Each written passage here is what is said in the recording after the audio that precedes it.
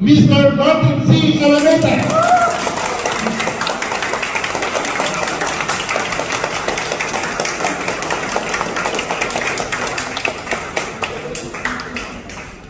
Please sit down.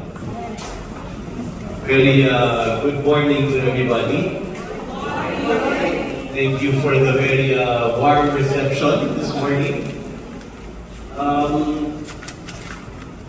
First, let me share my appreciation for One Movement asking me to be the guest of honor today.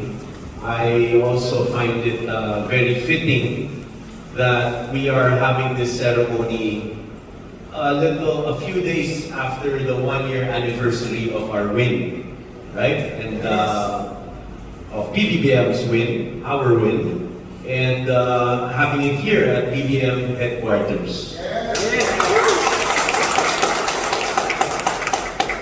It's really a pleasure to see all the familiar faces, and watching the video earlier brought back so many memories from the campaign, and what a wonderful campaign it was.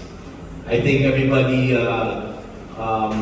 stayed focused, stayed disciplined, and stayed positive, and I think those were the keys to the success of our campaign.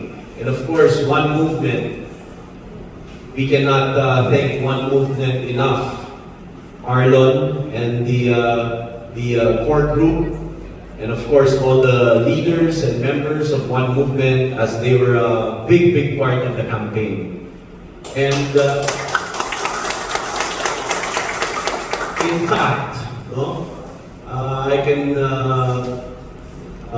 I can really point out to One Movement as being the most active support group.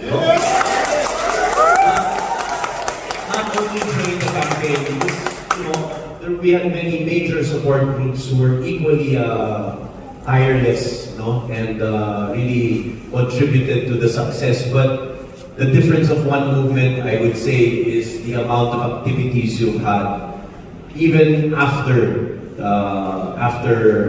last year's win. And as proof of that, we're here today to receive even more leaders, and more members, which will bring more members. So thank you to One Movement.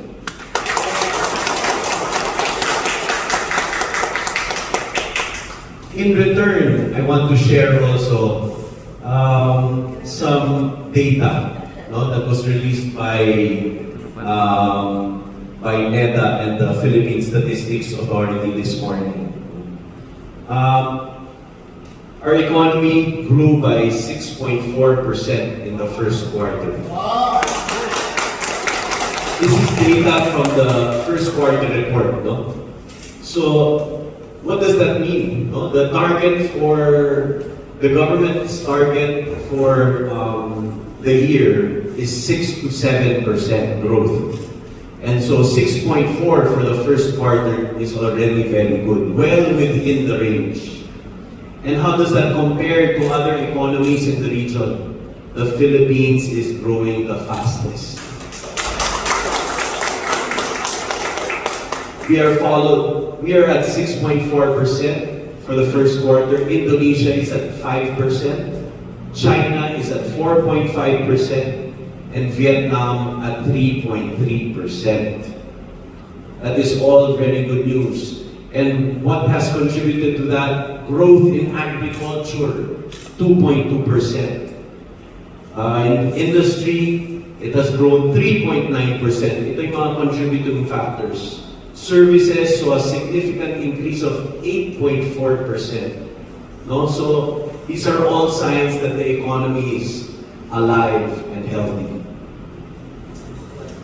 Because of these, the growth in these sectors, that also computes to lower unemployment rate. Compared to last year, March 2022, the unemployment rate was 5.8%. Today, for the first quarter, it is down to 4.7%. Aside from unemployment, underemployment declined from 5.6% to 3.5%. So I am sharing all of this with you just to show you na hindi na sayang yung pagod nyo. The country is moving in the right direction.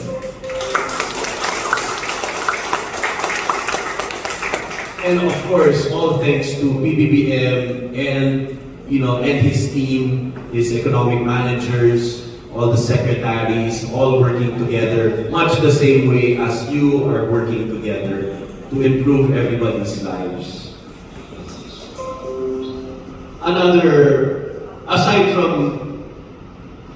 Aside from economic data, no? It's so nice to see everybody this morning in their Barong Tagalogs and their Filipiniana. I think this is one other aspect that PBBM is really pushing and leading us towards. No? Sabi nga sa kampanya, di ba? Taas noo, di ba? Filipino. Di ba? And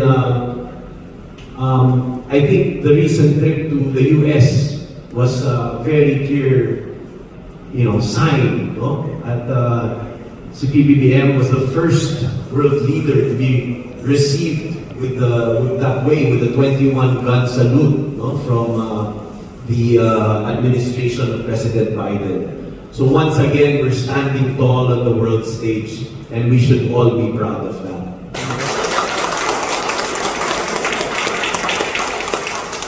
So again, I thank you all for this morning, for all the work that you have put into helping this administration succeed. And